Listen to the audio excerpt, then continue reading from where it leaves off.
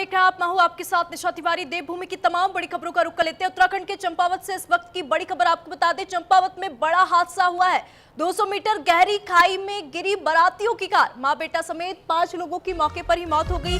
हादसे में 5 लोग गंभीर रूप से घायल हुए। सभी शादी में शामिल होकर लौट रहे थे घर और रेस्क्यू अभियान में टीमें जो है मौके पर तैनात की गई है। तो इस वक्त की बड़ी खबर आपको बता दें, चंपावत से सामने आ रही है, जहां पे एक कार जो है गहरी खाई में गिर गई, जिसमें 5 लोग गंभीर रूप से घायल हुए। तो वहीं 5 लोगों की मौके पर ही मौत हो गई, जिसमें एक मां और बेटा भी शामिल है। वहीं आपको बता दें, सभी शादी में शामिल होकर वापस अपने घर को लौट रहे थे, तब ये बड़ा हादसा हुआ। तो उत्तराखंड के चंपावत से इस वक्त की बड़ी खबर आपको बता दें, तो ये सभी लोग एक शादी में गए थे और वहां से वापस अपने घर लौट रहे थे, तब ये दर्दनाक हादसा हुआ।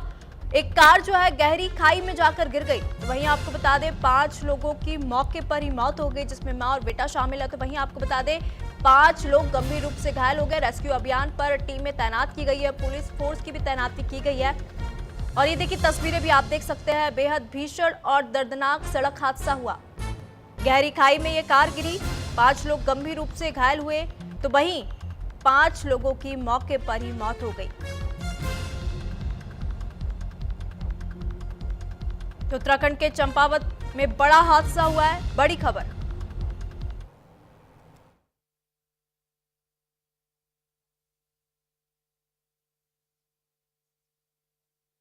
ये 2:30 से 3 बजे मतलब रात के घाट ब्रिज के पास में गाड़ी गिरी है, बता रहे हैं।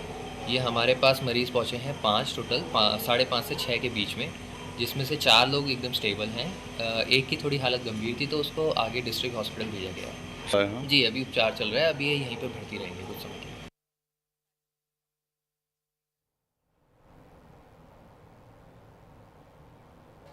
तो देखिए, चंपावत से इस वक्त की बड़ी खबर आपको बता रहे हैं, जहां पे दर्दनाक हादसा हुआ है। एक कार जो है गहरी खाई में गिर गई, जिसमें कई सारे लोग सवार थे। तो वहीं आपको बता दें, 5 लोग गंभीर रूप से घायल हुए। 5 लोगों की मौके पर ही मौत हो गई। हालांकि अब रेस्क्यू टीमें जुटी हुई हैं और तस्वीरें आप देख सकते हैं। चंपावत से हम आपको ये तस्वीरें दिखा रहे हैं, जहाँ पे एक बेहद भीषण दुखद हादसा हुआ है। एक कार जो गहरी खाई में गिर गई। तो वहीं आपको बता दें, ये सभी लोग एक शादी में शामिल होने गए थे और वापस अपने घर को लौट रहे थे, तब ये भीषण हादसा हुआ है। एक कार जो गहरी खाई में गिर गई, 5 लोगों की मौके पे मौत हो गई, जिसमें एक मां और बेटा भी शामिल है। तो वहीं 5 लोग गंभीर रूप से घायल है, जिनकी ये हालत जो है नाजुक बताई जा रही है, जिन्हें अस्पताल रेफर किया गया है। अस्पताल में उनका इलाज जारी है। तो वहीं मौके पर रेस्क्यू टीमें जो हैं जो जुटी हुई हैं, पुलिस फोर्स की तैनाती की गई है। उत्तराखंड के चंपावत से इस वक्त की बड़ी खबर आपको बता दें।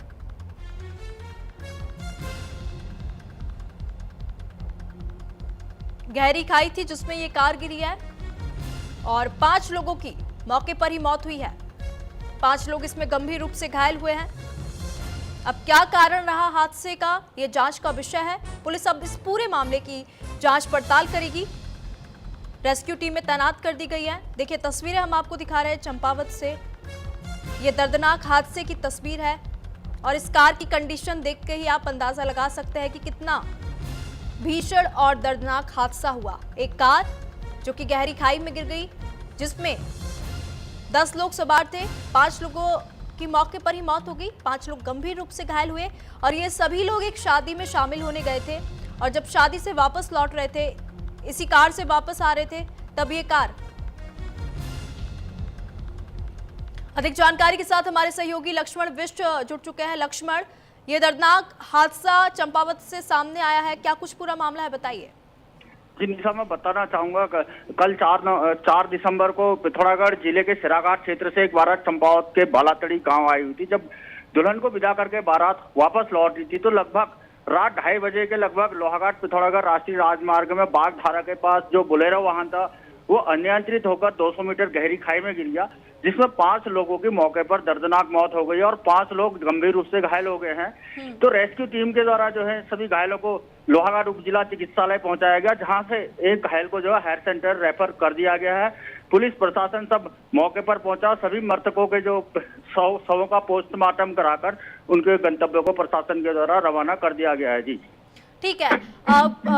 लक्ष्मण, इसमें 10 लोग ही सवार थे या फिर अधिक संख्या थी। अभी घायलों की क्या कुछ स्थिति है? पुलिस की तरफ से कोई बयान सामने आया, किस कारण से ये बड़ा हादसा हुआ? जी जी निशा, मैं बताना चाहूंगा, जो बोलेरो वाहन था इसमें 10 लोग सवार थे और जिसमें से 5 की मौत हो गई और 5 लोग घायल हो गए। जो पुलिस और प्रशासन का कहना, उनका कहना है कि दुर्घटना के कारणों की जांच की जा रही है। एआरटीओ जो घटनास्थल पर पहुंचे हुए हैं और जो है इस घटना पर जो है मजिस्ट्रेटी जांच के आदेश दे दिए गए, क्योंकि मुख्यमंत्री के जिले का मामला है तो मुख्यमंत्री के द्वारा भी इसमें शोक संवेदना जो है व्यक्त की गई है और 2-2 लाख रुपए की राहत राशि सभी मृतकों के परिजनों को दे दी गई है। जी निशा। ठीक है। अभी घायलों के परिजनों से अगर आपने बात करने की कोशिश की हो, मृतकों के परिजनों से बात करने की कोशिश की हो? जी मैंने जो बात की, एक जो सुरेश चंद्र चौबे करके जो दिल्ली से जो है बारात में शामिल होने आए थे, अल्मोड़े के शालदा के रहने वाले हैं, तो इस दुर्घटना में उनकी जो पत्नी और एक 6 वर्षीय बेटे की उनकी मौत हो गई और एक 5 वर्ष का बेटा जो उनका जो है घायल हो गया। तो जो काफी दुखी हैं, परेशान है वो, तो जो है और जो मृतकों के परिजन है काफी इस घटना से दुखी है। पूरी मतलब जो बारात की खुशी थी वो मातम में बदली नजर आ रही है। जी निशा। ठीक है लक्ष्मण, ये हादसा कितने बजे हुआ? कारण पता चल पाया कि कैसे क्या कार अनियंत्रित होकर गिर गई या फिर जो कार चला रहा था वो नशे की हालत में था? जी मैं बताना चाहूंगा, जो मेरी घायलों से बात हुई थी तो उनका कहना था जो वाहन चालक था काफी तेज गति से वाहन चला रहा था और नशे की हालत में भी जो उनके द्वारा जो है बताया गया, जिस कारण वाहन अनियंत्रित हुआ और रात लगभग 2:30 बजे के लगभग 200 मीटर गहरी खाई में बागधारा जो चंपावत जिले में पड़ता है तो पिथौरागढ़ लोहाघाट राष्ट्रीय राजमार्ग है, उसमें 200 मीटर गहरी खाई में जो उसने वाहन को गिरा दिया, जिसमें 5 की मौत हो गई। काफी दुखद घटना है। जी ठीक है, रेस्क्यू अभियान की क्या कुछ अभी स्थिति है? जिस जो सभी मृतक थे उनको जो है निकाल के यहाँ पहुंचा दिया गया और घायलों को जो है रात में ही तत्काल जो लोहाघाट के एसएचओ अशोक कुमार सिंह उनके नेतृत्व में पुलिस और फायर कर्मी मौके पर पहुंचे और ग्रामीणों के द्वारा भी जिसमें काफी सहयोग किया गया। रात अंधेरे में लगभग 200 मीटर गहरी खाई से सभी घायलों को निकालकर लोहाघाट अस्पताल उनके द्वारा भेजा गया, जहाँ घायलों का जो उपचार चल रहा है एक और रेफर जो है कर दिया गया है। जी ठीक है लक्ष्मण, धन्यवाद तमाम जानकारी साझा करने के लिए। तो अब खबर है जसपुर से। जसपुर में कोहरे ने दस्तक दे दिया। आज सुबह से घना कोहरा जो है यहाँ पर देखने को मिला। कोहरे के कारण जो वाहन है, जो गाड़ी है, वो सड़कों पर रेंगते हुए नजर आए। तो जसपुर में अब कोहरे ने भी दस्तक दे दी है, क्योंकि जिस तरीके से हम देख रहे हैं उत्तराखंड में लगातार ठंड जो है बढ़ती जा रही है, तो वहीं अब कोहरे ने भी दस्तक दे दी, जिस कारण से रास्ते में जो वाहन है, जो गाड़ी है, वो सड़कों पर रेंगते हुए नजर आए, क्योंकि कोहरे में विजिबिलिटी जो है वो कम हो जाती है और कई बड़े हादसे और दुर्घटना भी कोहरे के कारण होते हैं। अब जिस कारण से लोगों को तो कहीं ना कहीं परेशानी हो रही है, क्योंकि आज सुबह से यहाँ पे घना कोहरा जो है वो देखने को मिला। तस्वीरें भी आप देख सकते हैं, जसपुर में कोहरे की जो चादर है वो देखने को मिली और ये नज़ारा जो हम सड़क का दिखा रहे हैं, जहाँ पे आप देख सकते हैं कुछ भी नहीं नजर आ रहा है, कुछ भी दिखाई नहीं दे रहा और कोई दुर्घटना ना हो, कोई हादसा ना हो, इसको लेकर अब गाड़ियां जो है वो रेंगते रेंगते धीरे धीरे चलती हुई नजर आ रही है।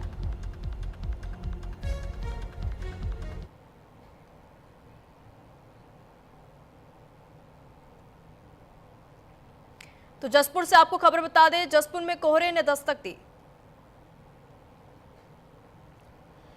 अब खबर हरिद्वार से है। हरिद्वार में अभिमुक्तेश्वर नंद सरस्वती शंकराचार्य पहुंचे। तीसरी शीतकालीन चारधाम यात्रा करेंगे शंकराचार्य। हरिद्वार के नमामि गंगे घाट पर महाआरती भी की। गंगा पूजन और महाआरती के साथ यात्रा का शुभारंभ भी किया। तो 10 से ज्यादा राज्यों के तीर्थयात्री हो रहे हैं इसमें शामिल। तो अभिमुक्तेश्वरानंद सरस्वती शंकराचार्य हरिद्वार पहुंचे और इस समय वो हरिद्वार में है, क्योंकि जिस तरीके से हम देख रहे हैं उत्तराखंड में शीतकालीन यात्रा शुरू हो चुकी है और ऐसे में उन्होंने गंगा घाट पहुंचकर पूजा अर्चना की, महाआरती की, उसके बाद अपनी इस यात्रा का शुभारंभ भी किया।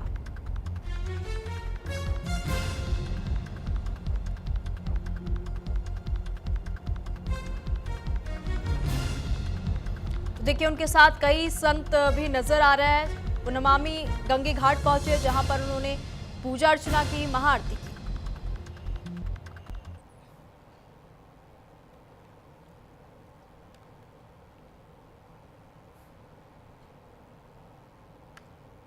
जहाँ तक बाबरी मस्जिद की बात है, हमने बता दिया कि बाबर जो है वो हमारे लिए आक्रांता था, उसने हमारे ऊपर जुल्म ढाए हैं।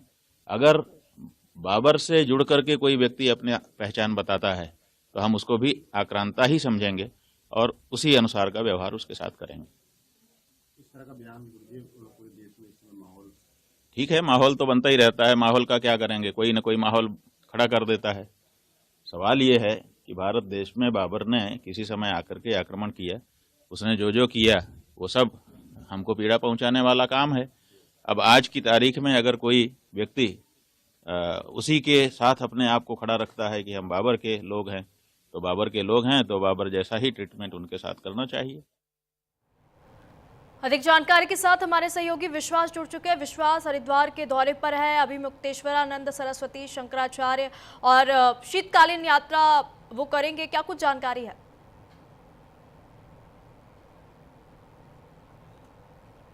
विश्वास मुक्तेश्वरानंद सरस्वती जी महाराज जी जो है शीतकालीन चारधाम यात्रा पर आज प्रस्थान कर रहे हैं। अपने मठ से आज वो चारधाम यात्रा के लिए निकलेंगे। शंकराचार्य आज यमुनोत्री के शीतकालीन पूजा स्थल खरसाली के लिए रवाना होंगे। इसके बाद उत्तरकाशी गंगोत्री के मुखवा, केदारनाथ के ऊखी मठ और ओंकारेश्वर के ज्योतिर्मठ के नरसिंह मंदिर में वो दर्शन और पूजा करेंगे।